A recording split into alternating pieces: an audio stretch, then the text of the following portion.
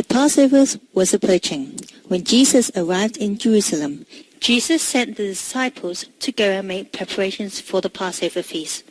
But one of the disciples, Judas, was thinking of betraying him. That night Jesus was eating with the disciples. Jesus took bread and cup and gave thanks. Then he shared with his disciples, saying, "This is my body and blood that is given for you. Do this to remember me."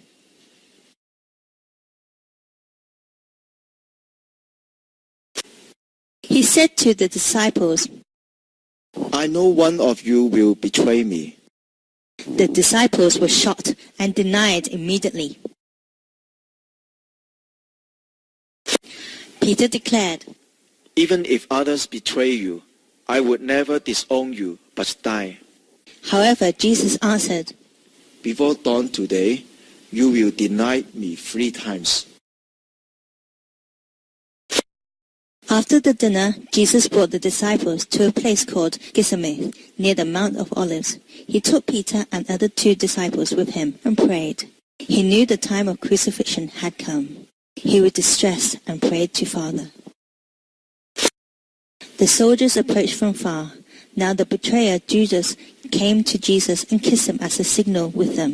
They seized Jesus and arrested him. The disciples were frightened and fled away. Peter followed at a distance. Someone saw him and said, "You are one of them." Peter denied.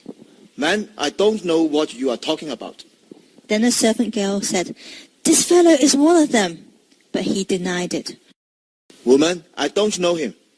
He said. Later another asserted, "Certainly this fellow was one of them." Peter was so afraid and swore to them. "I don't know this man you are talking about."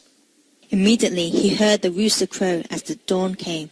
Then Peter remembered the word Jesus had spoken to him. And he felt ashamed and wept with broken heart.